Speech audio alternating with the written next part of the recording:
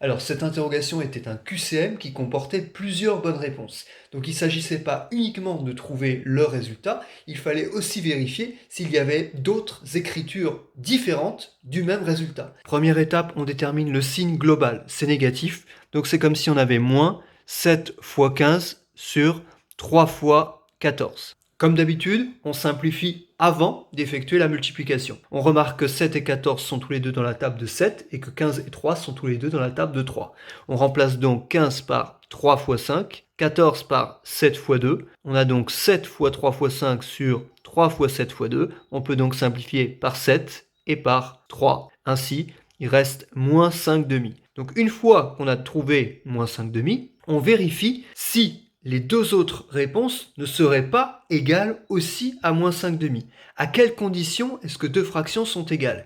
Eh bien, entre autres, si on peut multiplier numérateur et dénominateur par un même nombre. Et là, c'est le cas de 5 demi et 105 sur 42, puisque 42 c'est 2 fois 21, et 5 fois 21, on vérifie que ça fait 105. On pouvait donc cocher également la deuxième réponse. Alors pour la question 2, il fallait faire très attention à la lecture de l'énoncé. On vous disait que les 3/5 du voyage étaient parcourus en autocar, le reste avec d'autres moyens de transport. On vous demande à la question 2 la distance parcourue sans autocar. Donc on vous demande la distance parcourue qui correspond au reste. Donc comme il y a 3/5 du voyage qui sont parcourus en autocar, le reste c'est 2/5.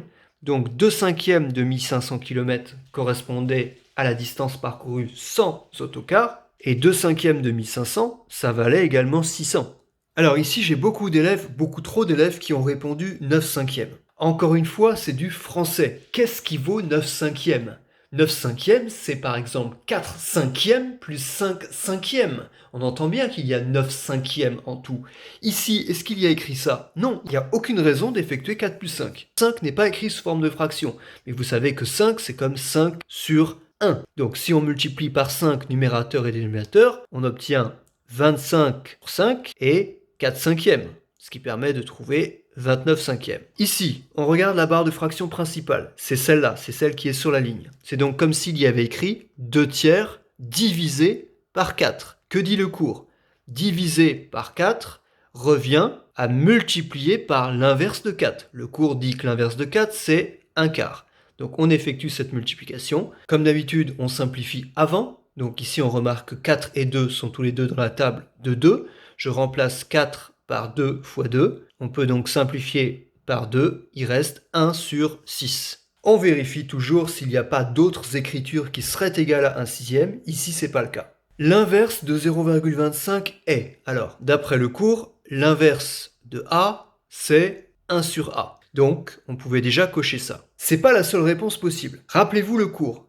Qu'est-ce que ça veut dire que deux nombres sont inverses? Ça veut dire que leur produit vaut 1.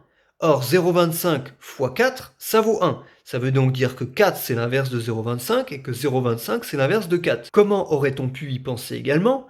Eh bien, 0,25, c'est l'écriture décimale de 1 sur 4. Et 1 sur 4, c'est l'inverse de 4. Donc, 4 est l'inverse de 1 sur 4. L'inverse de moins 4 tiers est... Déjà, d'après le cours, on a vu que un nombre et son inverse sont toujours de même signe.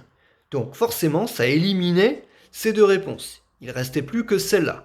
Alors, on vérifie quand même. Moins 0,75, c'est l'écriture décimale de moins 3/4. Et on vérifie que 3/4, c'est bien l'inverse de 4 tiers. Question 7. Pas hésiter à faire un schéma. J'ai reçu une somme d'argent. Ce rectangle représente la somme d'argent. J'en ai d'abord dépensé le quart. Voici ce que j'ai dépensé. Ensuite, j'ai dépensé la moitié du reste. Je partage le reste en deux, et donc j'ai dépensé cette partie-là. Qu'est-ce qu'il me reste? Grâce au schéma, on a déjà instantanément le fait que ce qui reste, c'est ça. C'est 3 carreaux sur un total de 8 carreaux, donc on a la réponse. Alors, comment aurait-on pu le trouver par le calcul? J'ai dépensé le quart, donc il me reste 3 quarts. Et ensuite, je dépense la moitié de ce qui me reste. Donc je dépense la moitié, un demi, de 3 quarts. 1 demi fois 3 quarts. Et 1 demi fois 3 quarts, par le calcul, ça fait bien 1 fois 3, 3, 2 fois 4, 8. Ici, une soustraction, une division. On commence donc par effectuer la division. 3 demi divisé par 6/5.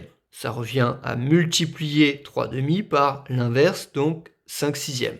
En effectuant cette multiplication, on trouve 5 quarts. Or, 7 demi, c'est combien de quarts?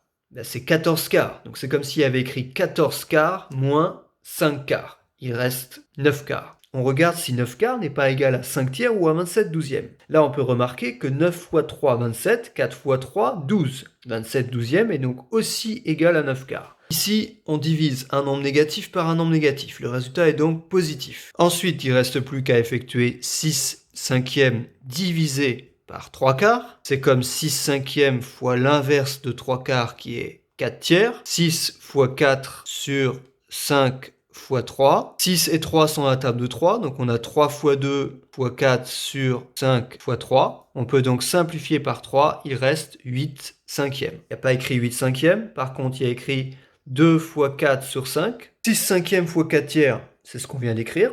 1,6. Pourquoi on pouvait le cocher également? Il y a des élèves qui ont effectué la division de 8 par 5, puisqu'on a trouvé 8 cinquièmes, et qui ont trouvé 1,6. C'est pas la méthode la plus rapide.